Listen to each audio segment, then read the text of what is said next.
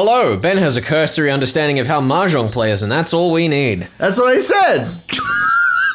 Hello. Ben, why is that what you've told me just before we've started? Because it may or may not be important to the plot and understanding of this chapter. I see. I just wanted to let you know that if anyone decides to play Mahjong in this arc, we're ready for it. Right. Sort of. Now, cursorily. What is it about being ready for it? Like, I don't understand, Ben, how we could possibly have a novel that introduces Mahjong to us and doesn't explain it blow for blow from Ryukashi. I mean, I guess that's just not how Higurashi plays with Mahjong. He just expects you to know how it plays. So he explains every other aspect of the obscure parts of his stories. Yeah. Except the main mystery itself. Except for the main mystery and Mahjong. One might even say that Mahjong is as important. Your understanding of the deep strategy of Mahjong is as important as solving the mystery. I would definitely say that. So what you're telling me is that every death in the story is an analogy to a Mahjong move. I would believe so. I wouldn't genuinely wouldn't even be surprised. From the wind tiles to the dragon tiles to them, the fact that you have to set up the board with the 4 wind tiles and you go the north, south, east, and west, all that crap. You have to have 4 sets and a pair at the end. I'm just saying, it's happening. Oh, you're right. And there were 4 people that disappeared in the Watanagashi arc. That's it. We've done it. You've solved it, Felix. Congratulations. Here's your gold bar. That's the wrong story. Oh, shit. Keep moving on. Alrighty. Now, our beautiful character. Yeah. Akasaka. Saka, whatever. He's a cool dude. Can we just call him AC/DC? If you would like to. Akadaka? I mean, basically, he's basically that. Yeah, he's basically the AC/DC of Higurashi. Yeah. I just have to do his voice, but like incredibly high rock pitch. Yeah. Make him sound really fucking cool, dude. Really metal. Like he could just slam out a sick guitar solo at any moment. That's how I imagine Akadaka. Just jumping across the stage, chicken-legged. Yeah. Shout out to all of these obscure fucking AC/DC references. That even I don't get. He doesn't get. I need to pretend like I get them and I don't get them. I had to Google them between videos just for this bit. Just for this bit. Perfect. Well, shout out to the one fan in the comments section who understands. I know that. I got that reference. What you're talking about. Let us know in the comments if you understand. I should say, I do enjoy Akadaka. I'm just not in the culture. Okay. They're a classic Australian band. They are. What culture are you in then if you're not in the Australian metal culture? Metal? Not metal. You know what I mean. Australian music culture just in general, whatever. You said that and all the metalheads in the comments just felt a pang of rage. You know what? It doesn't even matter, dude. It's not even that heavy. Metal fans don't even matter, dude. They're not part of our demographic. Get them out of here. We need to pan out other markets. You're right. It's true. Weebs don't listen to metal. Fact. That's right. They're more into, what is it? Nitcore? I don't know what Nitcore? What? You never heard of it? Oh, Nitcore. Fucking nerd. You entire fucking nerd. Shishibone City was, as far as provincial cities went, rather behind the times. Can we just have a Nightcore remix of this entire episode? Just keep on going. Someone do that for I wish us. I was narrating again. Academia, recessed in the mountains, was even more remote. Oh, shit. With little change between the seasons, all that was left was the tepid passage of time. It made for a rather drab town. There was no tourist attractions or local delicacies, without even a strong... What do you mean there's no... What do you mean there's no regional delicacies? There's human meat. Oh, that too. It's true. We have this canned meat. It's suspiciously human flavored. Is Angel Mort just an analogy for human meat? I think that's what it means in the Latin that it's written in. I feel like you took that joke way too seriously. Without even a strong regional industry, it was simply dull. Just looking at the monotonous and peaceful townscape, it was hard to catch a glimpse of the radical resistance of the Onigafuchi Defense Alliance, also known as the ODA. The ODA! The atmosphere of boredom didn't hint of the Akademia police station, otherwise known as the Ops. Yeah! Being on the front lines of the dam conflict. nor of the numerous incidents that I heard about at the prefectural headquarters. Oh boy. Good morning. Are you here to pay a fine? No, this is my line. Okay, go for it. Good morning. Are you here to pay Oishi fine? Oh, it's that guy. It might be. I don't actually know. No, I have an appointment with Moridai-san from the Public Safety Division, also known as the Psst. Please tell him it's Akasaka. The psst. My apologies. I will let you into the psst. Please wait a minute. Psst, psst. The clerk, who thought I was here for a parking violation at first glance, after fumbling with the unfamiliar extension number, told the person on the line they had a visitor. Yes, Oishi, I will be on the right away. Thank you, Oishi. And the clerk has run away and take his mustache and hat off and change into Oishi. Welcome, Akasaka-san. Was it? It must have been tiring traveling a lot this way. Sorry we had to do this here. I tried to reserve reception room, you see, but the counselor suddenly woke up and chased me out. The counselor just sleeps in the reception? I guess so. I'd hesitate to call where we were a conference room, as it was very small and cluttered. The cramped space was packed with lockers. I had the impression that it was more of a change room that doubled as one for smoking. Listening to his crude chortles, I didn't get much of a feeling that Uishi, who was head of the local public safety division, was more of an intellectual. But I knew that in exchange he had both experience and absolute confidence in his instincts. Damn right. I apologize for interrupting you during such a busy time. I'm Akasaka from the... He literally just said your name. He's got to reintroduce himself. Well, have you never done that? Have you never awkwardly reintroduced yourself? Where they're like, hello, Jacono, how you doing? You're like, yes, I am Jacono. You never done that? I mean, only for adding theatrics, but there's no theatrics here. Oh. Unless he does a dance routine when he says Metropolitan Police Department. He's just getting excited to play mahjong. Pleased to make your acquaintance. Oishi from the Public Safety Division. Bzzt. Nice to meet ya. I was threatened by Oishi from the prefectural gangbusters to be generous with my cooperation. Gangbusters? You mean the Prefectural Crime Prevention Division? Also known as the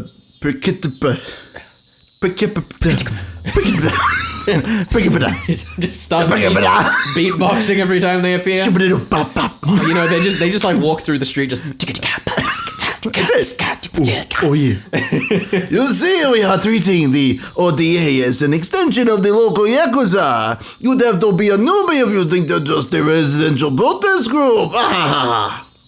They said at the prefectural office, too, that the Onigafuchi Defense Alliance was linked to the local mob. If I recall correctly, the adopted son of somebody influential was a lieutenant in that gang. Who could it be? The adopted son of somebody influential. Who could it be?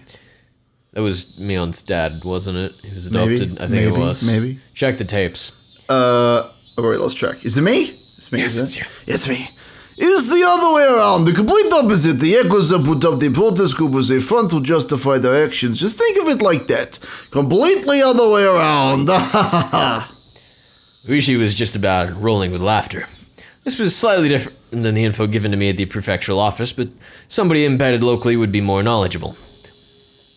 Or a double agent. Is Oishi actually a double agent? Right. Working for all the different departments? While we were talking, occasionally some people who seemed to be detectives would come in and change. One of those individuals, noticing Moridai's guffaws, came up to us. Is it time? Yay! Oh, what? It's the one That's true the first Oishi. sprite we've had the whole game. It's true. There aren't many sprited characters in this one. I'm glad that we finally reached Oishi Prime. Big brain Oishi. That's him. Also, is this new music? I think so, yeah. Kind of jazzy.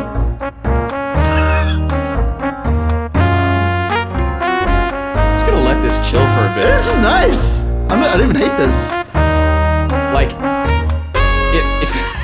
if it wasn't for the incredibly MIDI sounding instrumentals, it's not a badly written tune. No, it's nice. It's kind of poppy, honestly. That trumpet is really nice. Like, I could get on to this one. I'm gonna get down tonight. The best thing that ever happened to my opinion of the Umaneko soundtrack was the Higurashi soundtrack. That's entirely fair. Don't worry, Dai's gonna rescue us very soon. We're just gonna hold out for a couple more hours. Oh, it's beautiful. I was wondering what you guys were talking about. Oh, Kura-chan! Perfect timing! Why don't you join us here? This here is Inspector Akasaka, who came all the way from the Tokyo Police Department, also known as Tipita. I saw nothing wrong with that statement. Nothing wrong with that statement. I think this is yeah. An inspector. What? No, it is definitely not me because surely I am not the rookie. I am Oishi. I would never hold such a low opinion of myself. I'm sorry. Especially not with this jazzy theme playing. That's definitely on my head. 1 point to Ryukishi. Give in your point. An inspector. I'm still a rookie. My name is Akasaka. Pleased to meet you. You will be called Oishi younger here, my friend. It must be nice to be so fresh-faced. Did they hire you this year? Couldn't help but think I was being ridiculed. Really? So I only responded with a forced smile. I could tell this new person was like Uishi second, the type who had confidence in their instincts and experience. I really didn't like these types of people. Let me introduce you, Oishi Akasaka-san. This is Oishi Kun Prime from our investigative department. Regarding the S-file you were asking about, he's very familiar with it. The S-file? Yes, it's for the music stopped. Come back here, music. I was driving out to it and now it is gone. There it is. Okay, let me get back into groove. Da-da-da-da-da-da. It's S for Sonozaki. If something is an S-file, it means it has something to do with the Sonozaki family. It's something of a codename. One could even call it a codename. I could definitely call it a codename. That is what we deal with in the Oishi department. Come to think of it, I remembered when I was poring over the documents at headquarters, there are quite a few people with the last name Sonozaki popping up. If I remember right, there's a Sonozaki who's one of the executives of the Onigafuchi Defense Alliance. Pretty sure they're the treasurer. The two of them were surprised when I rattled off what post that Sonozaki held. After a moment, both of them erupted into laughter. Akasaka-san, was it? You're quite the studious one. Could it be you've memorized all the central figures in the Alliance? I just love it if we had a cutaway to the list of people in the Alliance and all of them are named Sonozaki and he's you remember the treasurer? Yeah, he's like, yes, the Sonozaki in charge of this. Like, oh, you knew it was Sonozaki, how dare you? You're smart man. I wouldn't say memorized exactly, but I've at least read the list of Onigafushi Defense Alliance executives. Soon you'll be worthy of the name Oishi, my son. My son. My son whom I love, come into my bosom. Let me tell you of the Oishi legacy. Then, who are the president and the vice president? You're not a real fan.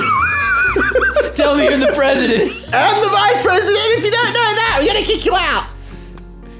The president is the mayor of Hinamizawa, Kiyokimiyoshi. The vice president is the priest of the local shrine, Furude. Oh, damn. The treasurer is O Sonozaki, and the auditor is Makino. The liaison is Y Kimiyoshi, the PR head is Y Sonozaki. Akasaka-san, you're pretty good. The pay sucks, but you want to work here. You're just the type of Oishi we're looking for. Someone to do all of the work for us. Yes. By the way, Yoshio Sonozaki, is that Yoshio as in Yoshio the 1%? That's a good reference if true. Big true. Big if true. Is head of the youth department. So close! The head of public relations is actually Tadayoshi Sonozaki. Feeling like I wasn't being complimented at all, and I started settling into an uncomfortable mood. However, I was becoming more and more aware that I was the weakest link in this investigation, so I just had to bear with it. I didn't mean for that feeling to show up on my face, but the crafty detectives didn't let that slip by. He's like the real Keiichi. It's amazing! I didn't mean to make fun of you, to make up for it. Why don't I show you around the village? For somebody with no feel for the area like me, it would be a great help. Yeah. I couldn't have asked for more. In the end, the Onigafuchi Defense Alliance is nothing more than alias Hinamizawa is using to deal with outside worlds. I think getting to know the village would speed up your work. How about it? The residential movement, in other words, held influence over the whole region. So the leader of the movement was the leader of that influence. Just like that, the thought processes in the region would become the overall personality of the movement. Just like Uishi had said, in order to learn what they were really like, this regional force behind the dam protests, getting to know the village was the quickest way. If you would. Yeah. Nodding back without skipping a beat, Uishi laughed in satisfaction and stood up. They both stand up at the same time. take him by the arms and swing him out to adventure. You reckon every Uishi in the world just carries out the same actions, but they're all pointing in the right direction? Yes. So it just happens to work out? It just barely works. They're like a representation of quantum theory. That sounds right to me. They're all the same but different states. Yeah, that makes sense to me. Science. If I took the information I learned at the prefectural office from Motodai to the heart, if my position was exposed, my personal safety was at risk. Oh no. The opponent was an extremist group that had no qualms about using threats or violence against somebody. If my personal info was leaked, it wouldn't be hard to imagine that I'd be in danger whether on the job or not. Thinking that, I felt a little nervous. Do not feel nervous. These guys are quick to remember faces. If you're seen with me, they'll probably do a lot to hinder your work. It might be a little cliche, but put these on. Just hands him an Uishi suit. Yes! They'll never recognize you now. Uishi handed me an incredibly suspicious disguise comprised of a suit jacket, suspenders, and that beautiful gray hair of his. that beautiful gray hair of his. And a mask. And an Uishi mask, of course. I didn't want to get all hot and stuffy, but Uishi's warning was probably right on the money. Considering that, I put them on with appreciation. It looked so suspicious that Uishi had to smile wryly. How much did I tell you again? Let's see. And to the part where you were talking about how these three ancient families control the village. The Onigafushi Defense Alliance was the same as the village of Hinamazawa itself, meaning there was a direct correlation between being an executive in the alliance and being a leader in the village, as Motodai had told me a short time ago. If the village was ruled by three ancient families, then it would mean the Onigafushi Defense Alliance was ruled by those same three families. What did the documents at the prefectural office say about the leader of the Defense Alliance or whatnot? The documents I was using were classified. If I responded to Uishi's question, it'd be a breach of security. However, most likely, Is he a good boy? this man I judged was more well-versed in the situation than any of the documents at the prefectural police department, so I decided to answer him. Officially not as good of a boy as Leon is, so sad times. Leon from Resident Evil 2. Right. I was Leon. trying to think. I didn't know. Leon is a good boy. Yeah. There are so many memes flying around about how Leon is a good boy and Ada's trying to corrupt him, and I won't speak of them here. But you just did. I said I won't speak of them here! You must be silenced by the cowards of Oishi! That the president of the alliance is the current mayor of the village, Kichiro Kimiyoshi. Uishi, upon hearing that, let out a small chuckle. For him to act like that and to laugh at the answer as it was recorded in the documents meant that that wasn't the case in reality. So then that means there's somebody else other than Kimiyoshi behind the scenes, contrary to what the prefectural office thinks, or rather what is commonly known. Old man Kimiyoshi is nothing more than the figureheads. In the first place, the post of mayor in the village is nothing more than ceremonial. In other words, there's something else in charge of both the alliance and the village. Would that be the three families we just talked about? Well, I'll explain that part right now. All of a sudden, with a thunk, the car suddenly lurched. The paved road had given way to a gravel one. At the same time, the scenery outside the window changed. I'm assuming this is like a sign by the road. I guess it must be. Oh, you know what? Is this the sign that the kids came across and were speaking about in the first arc? Where, might be. Because I remember this moment we were looking at like a poorly photoshopped sign, and you were like, you know, the themes of friendship and solidarity because the village stuck together. Yeah. I think I remember that. I mean that's been most of my. I mean that was my voice, so you really captured me perfectly. But yeah, that's been most of what I've been harping out this whole time. So yeah, the Hinamazawa Dam project must be withdrawn. Overthrow the shameless puppet of the governor. Get him! The dam will submerge the natural beauty of Hinamazawa. Protect the village from the unethical dam. Fear the wrath of Oshiro-sama's curse. Demolish the dam. Those involved must go away. The construction office must respond. The office manager XX must negotiate with us. Damn. Signs and banners crowded the roadside. That's the impression I got. Even reading the brush-scrawled words was daunting.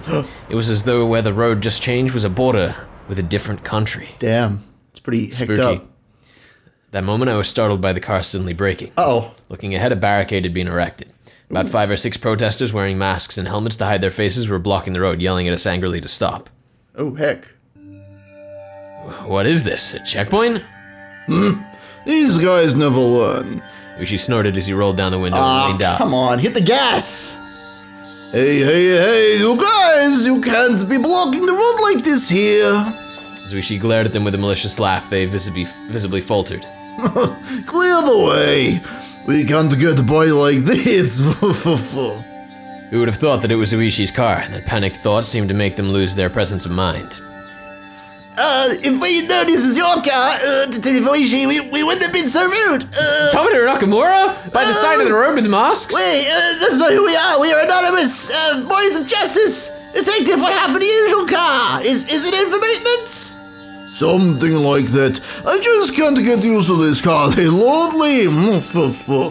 Judging from their brief conversation, I could guess that they were familiar with the license plate of the car Uishi normally used. In other words, if they knew the car belonged to the police, they would have hidden the barricade. What they were doing was obviously obstruction of traffic, a blatant crime. Uh-oh. Who is that suspicious guy? I mean, they're called Akasaka, right? Must be. Of course they are. That's what he's the one in the car wearing the mask, while they're the ones outside the car wearing the mask. Who's that suspicious guy? You, could you show us your face? The man glared at me menacingly. The boy. Wearing a mask and sunglasses made me look particularly dubious. Would not showing my face get me into some sort of unnecessary trouble? Well, I don't know who you are. I turned to Uishi to see what I should do. No, fuck it. Give him a break. He's just a little shy rookie. We just want to make sure he was anybody suspicious. It's always been a bit of a stir as of late. If you looked at yourself in the mirror, that mask you're wearing is way more suspicious. The men and Uishi continued to talk like that, feigning smiles at one another. However, from the beginning to the end, I couldn't get over the feeling that I was sitting on a powder keg. Just for the gas. Do it. As the number of trucks illegally dumping still not decreased, it's such a real hassle dealing with it all the time. If the police could understand and cooperate, it would really help. During that conversation, the barricade was moved, leaving a gap wide enough for a single car to get through.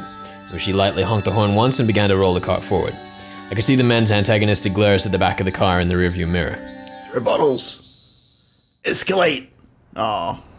What was that just now? Blocking a public road like that? Of course it's a crime. Still, if you get worked up over that, it'll never end. No, These guys, you see, they claim there is an infestation of drugs illegally dumping in the village. The story goes that in order to stop that, they're halting suspicious vehicles for inspection. Illegal dumping? Like corrupt contractors just tossing industrial waste away? Their line of argument is that if the police aren't going to do anything about it, they'll take matters into their own little tiny hands. Well, the industrial waste is just something they're doing by themselves anyways. By themselves? Oh, they have a pretty good strategy. You see, in order to hinder construction, they've spread industrial waste over by the dam site. Then, blaming it on corrupt contractors, they start instituting these inspections. They stop every construction vehicle coming through and interfere with them as much as possible. So then it's one of the methods the Onigafuchi Defense Alliance is using. Seems a bit self-explanatory. Yeah. Well, with that inspection just now, this car's license plate has probably been recorded. It shouldn't get stopped from here on out. Those guys know very well not to get me angry. That's to just a pile of corpses riddled with bullet holes. Yeah, in the forest, yeah, totally. The rumor is, if they figure out the car is related to construction in some way, not only would there be no checkpoint stopping it at every turn, but they'd be throwing rocks and put their road spikes as well, all that horse crap. It's best you be careful so you're not identified. If they find out you're from public safety, who knows what you'll suffer through. She was acting like we were talking about something fun, but for me it was no laughing matter. Definitely fun. Almost feels like we've wandered into a civil war in the Middle East. That is a good way of putting it. It's pretty much just what you said, civil war. She turned to me with a grin and menacing laugh. You see, this is a war zone. Tanks just start pouring in front of them. The car slowed down a bit as it went down a narrow road through some farmland. The mortars start coming in. You see that house in that forest over there? That antiquated one. Looking at where she was pointing, there was certainly an old traditionally designed We've house. seen that one before. That belongs to the mayor, Old Man Kimiyoshi. You could say it belongs to the main Kimiyoshi house as well. There's a lot of branches, but they'd be one of the three families. The three families, the ancient families that control Hinamizawa. Yes, that's the one. And one of the others is the Fude family. Their house doesn't even have a single branch. It says all that's left is the head priest family. Right over there, there's the shrine. He's the priest there. By the way, the Defense Alliance's office is on the grounds of that shrine, yes. The office of the ODA. If these guys were the enemy, that would make the shrine ground their stronghold. Can we go look over there? The shrine is the Fude family's private property, you see. Being police, we can't set foot there without their warrant. See, they've got a member of the DA who with ties to the village backing them up. Basically being the police has its strengths and weaknesses, as it is. Well, even when we talk about the three families, that's something from a long time ago. Way back when, those three families used to hold councils to decide things about the village, yes. Meaning it's different now? You've got a pretty good nose. That's what I expect from an academic. No, The car braked to a halt with a squeal. Ahead of where we were stopped, there are several signs. Private property beyond no trespassing. Beware of poisonous snakes. Danger, turn back. Intruders will be charged an entry fee of 1 million yen. Thank you. It's not nearly enough, honestly. I don't think it's you're going to keep quite going right. out. Signs were erected there with things like that written on them. The road was separated from the forest by a chain link fence wrapped in barbed wire. Since this is private property, this is as far as we go. There's several surveillance cameras set up further, and saying that we just got lost won't work with these guys. They're beyond here, right? People currently controlling Hinamizawa and the ODA were neither the Kimiyoshi family nor the Furude family, but the last of the three. Yeah, beyond here is one of the three families, the Sonozaki family. They're the ones controlling Hinamizawa from the shadows. Ooh. Among the list of executives recorded in the documents, the number of people with last names from those three families was quite high. Of course, Sonozaki was no exception.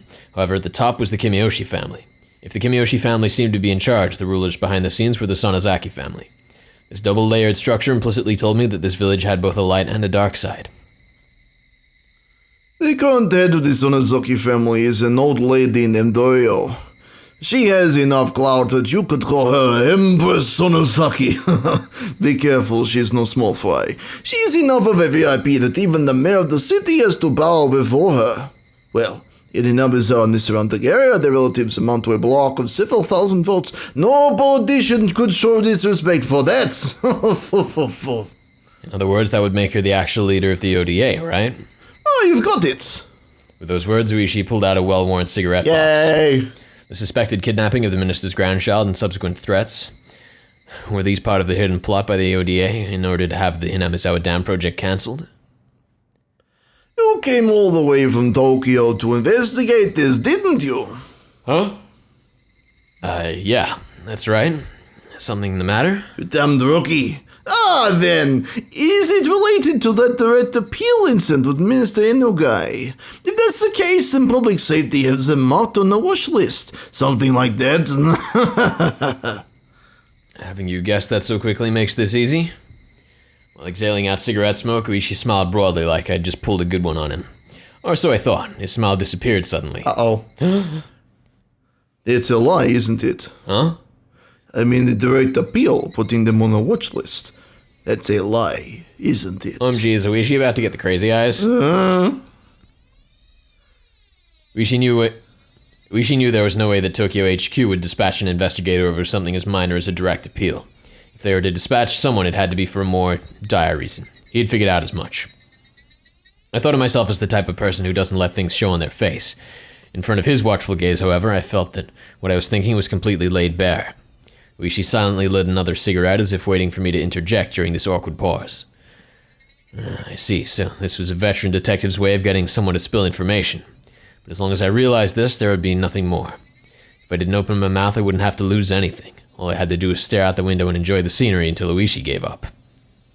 You really are bad at hiding things, being so young and earnest isn't so bad. Uishi smirked as he twisted out his third cigarette while I tried not to let him notice that I had yielded completely.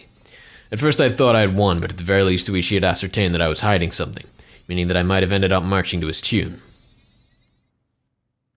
Uishi started up the engine once again and began to move the car. If you'd just been honest with me, I thought I might have been able to help you. How would you help? If the cat was out of the bag, I might as well use it to catch some mice. Well, this depends on what we're talking about, but I might be able to set you up with someone who's knowledgeable about the goings-on in Hinamizawa. An informant? I see, is that what you call it? Why are you interested in my case, Uishi-san? Well, I am the same as you. Isn't it our business to know things? Being able to meet with Uishi's informant was an extremely compelling opportunity. Do it. We were looking to recruit somebody familiar with the area to collaborate with for intelligence. In the end, there was no better method for finding people than asking. We were always taught, however, that the rank-and-file police were no better than monkeys. Unlike us, they were careless with confidential cases. We looked down on them like they'd run their mouth off in a drunken stupor. Uishi was an outlaw even amongst them, and here I was, lost on whether or not I should tell him about the kidnapping of the minister's grandson. This informant, exactly how knowledgeable are they about the Onigafuchi Defense Alliance? If you're from public safety, you'd know, wouldn't you? Something like that is something I can't just tell you. Protect your sources. This was the first principle of dealing with confidential information. In that regard, it seemed Uishi wasn't one of those monkeys.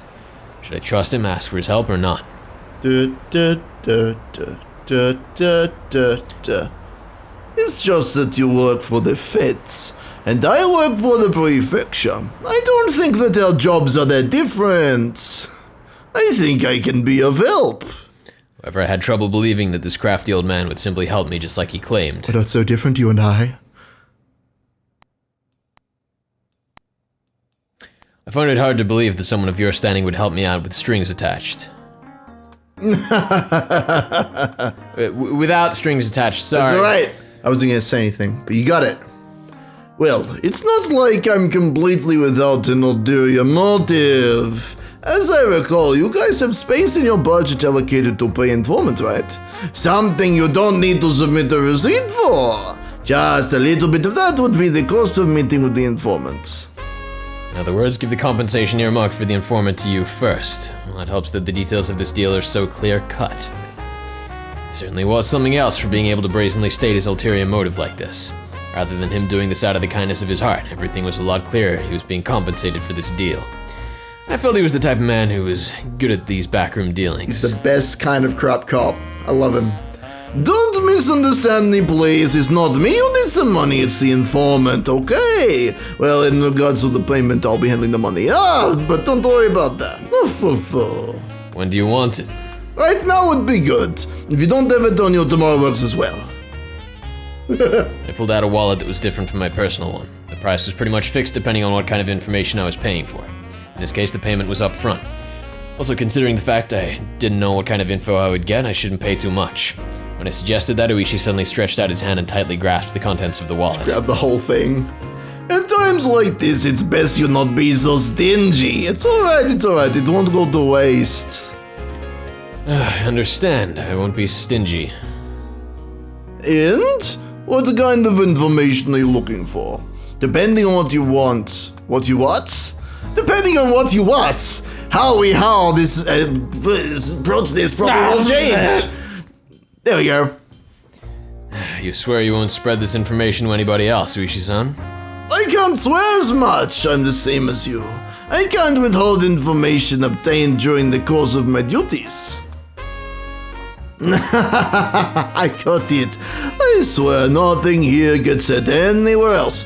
Swear me, Mom. In top of that, thanks to you, I can pay back what I owe for my mahjong debts. In any case, I won't break a promise that involves money. I'm still unsure if I should trust him until the very last moment, but in the end I broke down. Uishi wasn't the type of guy I could trust 100%, but there was no mistaking he had access to the underground information networks. In order to accomplish my mission swiftly, I needed his cooperation. I set my resolve. I'm investigating whether or not the Onigafuchi Defense Alliance is related to a certain incident. Certain incidents. There's a possibility that the Minister of Construction, Inagai, is being coerced by someone. Saying there's a possibility is kind of a roundabout way of putting it. It appears there's a mole close to the Minister, and due to that mole, the Minister is being monitored quite thoroughly, and was seemingly forced to cede to their threats right away. None of this was reported to us or the police. I see. So that's why you're saying there's only a possibility he's being coerced. In that case, isn't it a little strange? If the minister didn't report this to anybody, how did you guys know about this accident? If we didn't spy on the Minister's private life, we would never have found out. I don't think we have to provide that explanation to the informant, so I'm omitting it. Rishi had apparently caught on and quietly chuckled when I refused to explain. I see. There's a spy close to the minister, so public safety made it a highly classified investigation. That certainly isn't a very amicable story, is it? If this matter became public, not only would this affect the minister's political career, but the possibility of there being a shift in the political landscape is extremely high. If the perpetrator's aim is indeed that, then this could develop into a very grave situation. Like such a nerd. Oh my goodness. He does. Well, anyway, with the government having development projects all over the country, they've butted heads with quite a few people. It wouldn't take much wrongdoing for the left-wing parties to suddenly garner more support. We're currently investigating what demands are being forced on the minister, but at least we have a good idea on how he's being threatened. How? The minister's grandson was kidnapped. They're denying it, but judging from what he was last seen, it's believed it's already been over 72 hours since the kidnapping. So 3 days. If they were just after ransom money, this would have been settled by now. Maybe this isn't for monetary gain. The possibility that they're forcing the minister to do something political is extremely high. That's something we just can't consent to. So then, the Onigafuchi Defense Alliance was listed as one of the possible perpetrators. That is correct. Kidnap the minister's grandson and demand the cancellation of the dam project. What do you think, Uishi-san? From your point of view, do you think that's possible? Uishi seemed to ponder the idea for a while. The section chief of the regional office had responded immediately with "it's possible." However, Uishi, who was this well informed about the matter, was hemming and hawing. Finally, just a little bit. He said something that was really just a little bit strange. This was before the Meiji era, you see. This area wasn't named Inamizawa Village back then. It was called Onigafuchi. This is just what I heard from my grandmother. This topic was so completely and suddenly unrelated to the subject of the kidnapping of the minister's grandson that I was taken slightly aback. Onigafuchi. Oh, so that's why they're called the Onigafuchi Defense Alliance. You see, the village of Onigafuchi was said to be inhabited by demons that devoured humans. Even now it's believed that the blood of these demons partially courses through the veins of the villagers. Demons that devour humans? Uishi-san, what are you saying? Nah, it's information. I got a lot from you just now, a little too much. In exchange, I'm giving you a little freebie. Rishi finally smiled, but it didn't seem like he was fooling around. Please continue. You see, these human-devouring demons, normally they were revered as Taoist transcendents and lived tucked away from the rest of the world. You see, it's less significant, but there's also 2 spaces after UC for no apparent reason. I didn't notice that, but yeah, you're right. Where's the typos? Get out of here. But they ate people, after all, so apparently they'd go to villages in the foothills regularly and abduct prey, yes. They used to call that being demoned away, or nikakushi. Demoned away.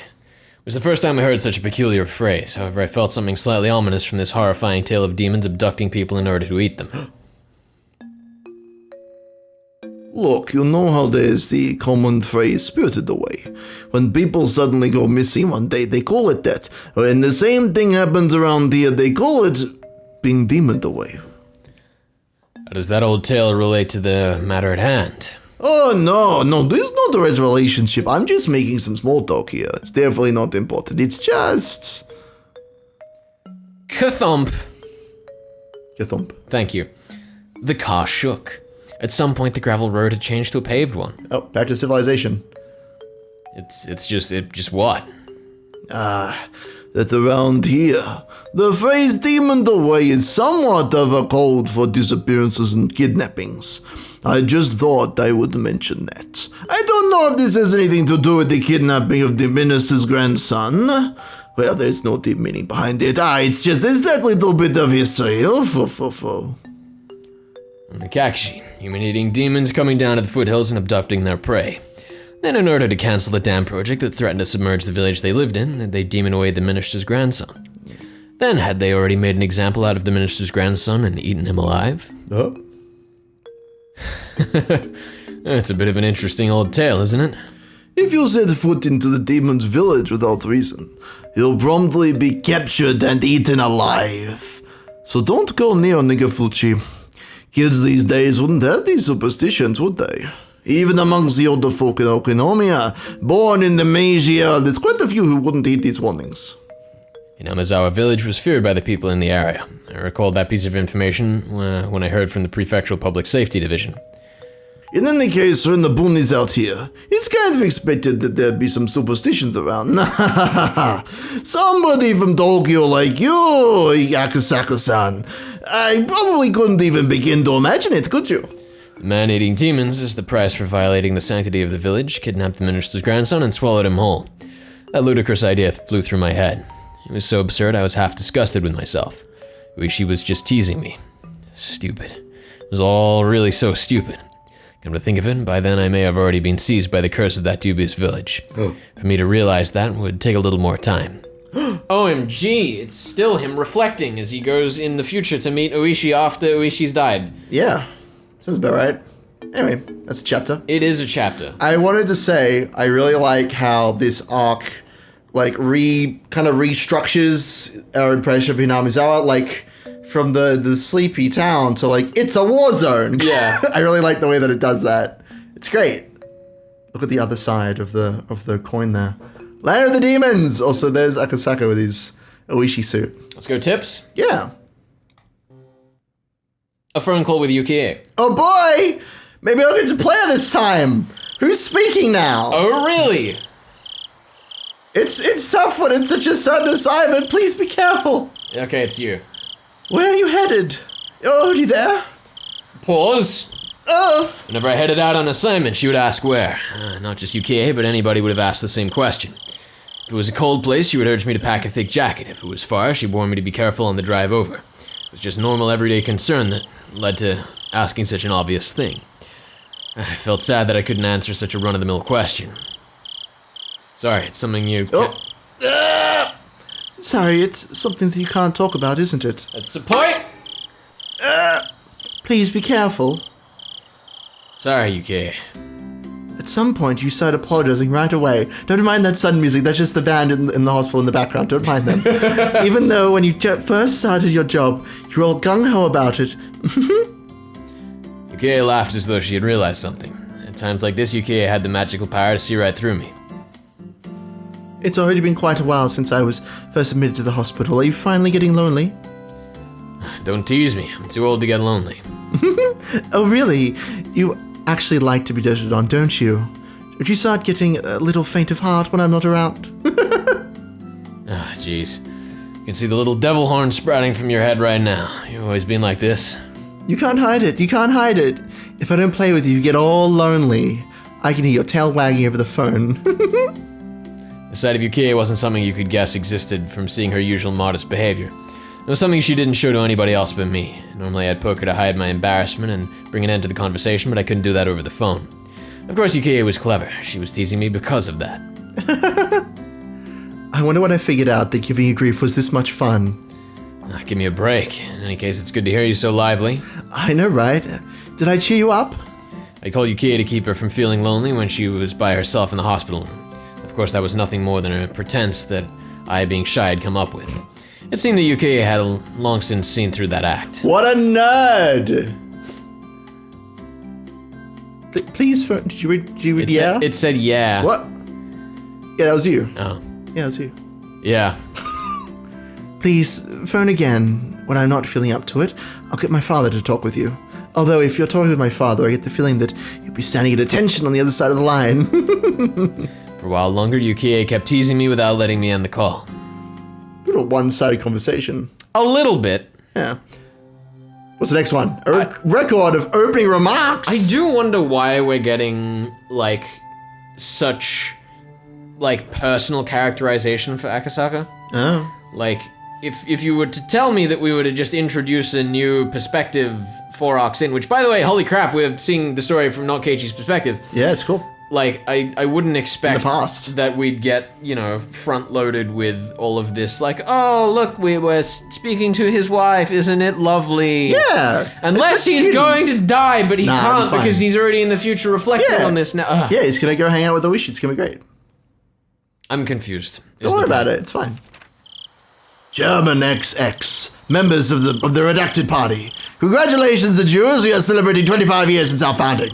These past 25 years have seen much growth in the blank prefecture.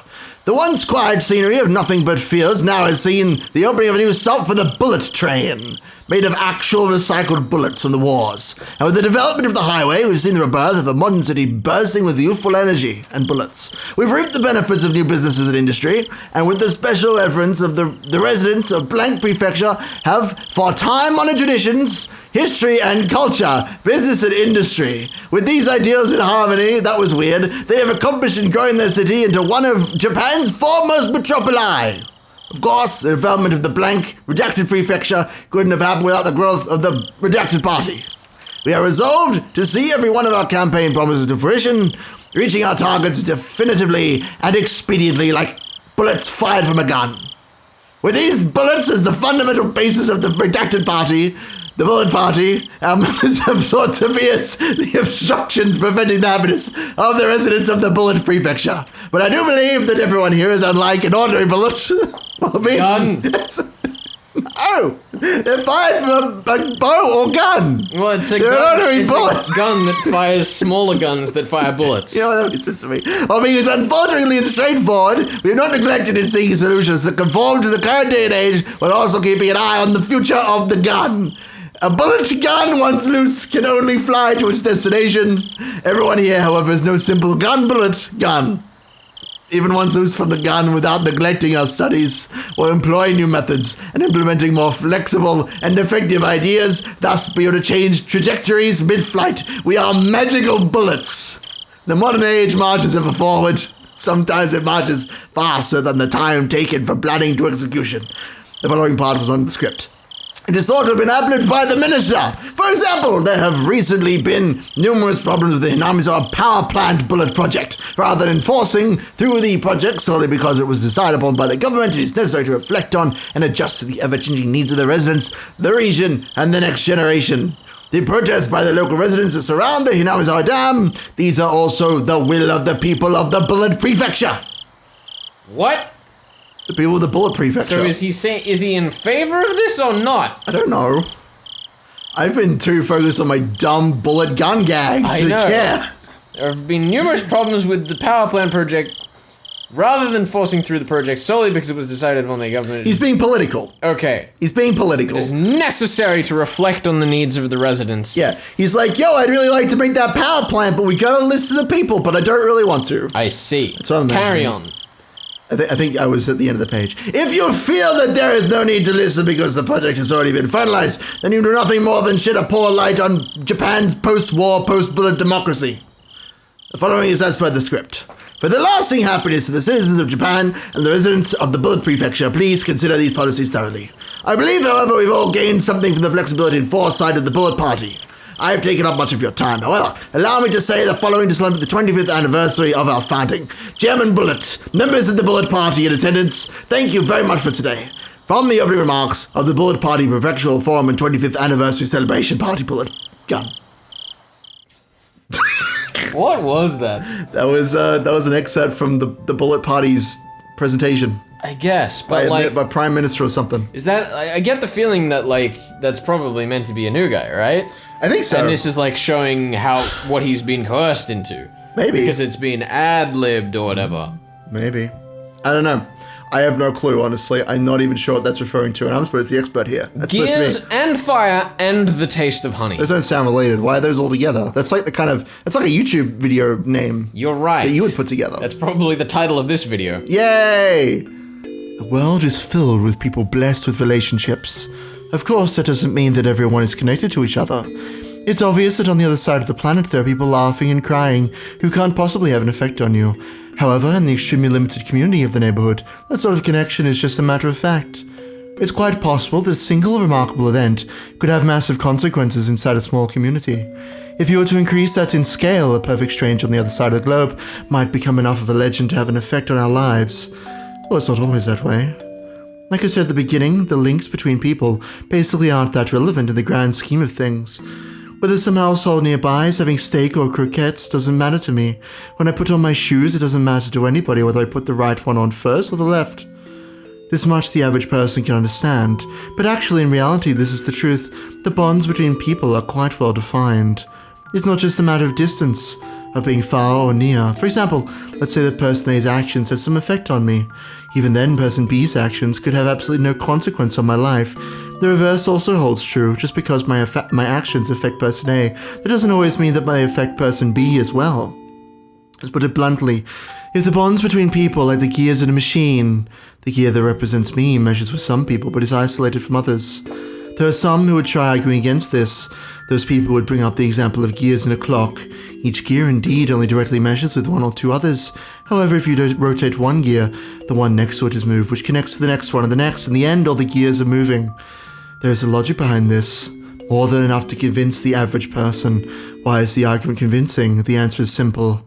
Relationships between people are ambiguous and can only be described conceptually. How the gears are connected and how their movements are chained together can't be used as a fundamental explanation, so it throws a wet blanket on that argument. So for the people who like that explanation, I'll use the example of a clock again to refute it. First of all, to say that this world is a singular clock would be wrong. That is, there isn't only one clock. There exist many clocks in this world, each counting their own time. If you think about it, the idea that this world is just one big clock is the height of arrogance. Even if you use the analogy of gears to explain human relationships, then you should be able to explain it using the analogy of multiple clocks unrelated to a single gear. Neighbors A and B. A is a gear in the same clock as me, so it's best to remain civil. B is a gear in a different clock, so he doesn't really matter to me at all. That's the kind of clear distinction I'm talking about. You want to say I'm being fallacious? Let's change the analogy to something more familiar so you can understand. You've probably heard the phrase, a fire on the opposite shore, sometime in your life, no? For example, if your neighbor's house was on fire, you'd probably try and help put it out, wouldn't you? It'd be awful if the fire spread and burned down your house after all. But what if that fire was in a town on the opposite side of a river? Would you still go out of your way to help? You wouldn't, would you? Even though it would be the wrong thing to do, there's no way the fire could spread to your own house. Even if it turned into a huge conflagration, there's no relation between the houses that will spread fire to yours and those that won't. With this basic example, you should be able to see the difference between gears that are or aren't related to your own. Having said that, there's still a lot to think about, even without a river to divide it. After all, it's not a spatial problem like being on the other side of the river, is it? These tips are just getting... They're so weird! I love them! And stranger. Oh, I love it! Arc 4! There's still one left! Not even Arc 4, like the end of Tatari Higurashi, they were getting weirder and weirder as well. Just hype. The chick in the trunk. The chick in the trunk. What? I am concerned. It's just a farmer with some chickens. I got 3 chicks in my kitchen. That's the voice. Yes, they're live chickens. That's my Jay Sherman voice. It's perfect. The car had stopped. It's basically the same as my... other voice that we constantly refer to. No, it's not. It's very different. It's basically the same voice. Very different voice. But he didn't know any more than that. But not only was he blindfolded, but locked. Locked in the trunk of the car. How could people become this powerless just by being robbed of their sight? He absolutely wouldn't have known this without experiencing it firsthand. He soon realized it was pointless to try and undo his bonds with the confines of the trunk, quickly making him lightheaded. He had no choice but to let his mild torture dull his senses. They were back again. That's why when the car stopped and the unpleasant vibration ceased as the engine was killed, he couldn't help but delude himself that he was being set free, even though nothing had been resolved in reality. Of course, he was soon removed from that delusion. He strained his ears when he heard one of the men who had abducted him and an older man he was hearing for the first time strike up a conversation. Right. I don't know if these are characters that we need to care about or not. Well, that's all right. I don't think they are. I think we'll just pick You want to be the old man? If we could figure out which is which. Otherwise, I'll just give him military voices. Sure, give him military voices. Nice to see you. The chick is in the trunk. He struggled so much that he's probably exhausted right now. But there's not a mark on him, just as ordered. Must have been a handful. Perfect. Flash. Flashbang! The trunk opened, letting in a blast of fresh, cool air. Even though up until just now he had been thinking about getting out of that stuffy trunk, when it was actually opened, he suddenly became uneasy. Even so, enough so that he wished that the lid of the trunk would once again close, separating himself from them. Suddenly, somebody stroked his head. Of course, since he was blindfolded, he couldn't tell if the hand was petting him or simply evaluating how easy it would be to remove his scalp. Unable to tell the difference, he could only freeze as he imagined the worst-case scenario. Poor little bugger. He's shaking. Just stay calm for a bit. The older man said that kindly, as he gently stroked the boy's head. This must be real tough for you. But you see, your Gramps is a nice man. He'll help you soon enough. This is very threatening, not at all comforting. Having heard nothing but the average standard dialect his whole life, the older man's distinct intonation left a deep impression on the boy. But he had no idea what he was saying. For your Gramps, the registers meaning your grandfather, took a while to process. Eventually, the hand that was stroking his head loosened the blindfold. Can't keep his eyes covered. He splits his face open. Oh, it'd be bad. And with the... Well, we might as well take out the gag. He can't breathe like that. It'll be trouble if he yells. Leave him to us. Jeez, you guys don't know how to treat somebody. The main family said no rough stuff. You better remember that well. Yeah. We won't do anything stupid, as long as the kid cooperates, that is. Man's hand prodded roughly and repeatedly at the boy's head. A rugged hand, unlike the affectionate one that had been stroking his head before. Just stay cooperative. If you struggle, there's no guarantee what will happen. That cliched threat was literally beaten into his head. Thank goodness. Ba ba ba ba. What a peaceful ending. Yeah. Do you know, I learned something from another one of those fun production diaries. Apparently, Ryukishi writes all of the main story that has all of the tips after finishing. Interesting. So I imagine that the way he does it is he's like, all right, I've written out the whole thing. Now I have a broader scope. And then just the stuff that he wants to add in, rather than going into editing the individual scenes and trying to find his place, he'll just kind of dump those random thoughts at the end of each chapter. Right. That's kind of how his process works, which I thought was very interesting. I'm just... I guess that kind of changes the way I see the tips a fair bit. Yeah. Because if anything, that's a big change in the context in which I expected they were written. I thought they were more he'd write it out with all of these scenes and then just extract the ones that didn't fit the perspective he wanted. Maybe. It's like, oh, well, I want to have a cutaway. Let's just say he's picturing it like a TV show. He's like, I want to have a cutaway to, this kid in the trunk of the car so he can kind of, bring back the stakes. Sure. Because... Well, yeah, to be fair, I'm making some conjecture there. All that we know based on the production diary is that he writes, he made a note that was like, I finally finished writing Arc 3, now I can write the tips for it. So right. I'm making some conjecture there, but I imagine that that's probably part of the process.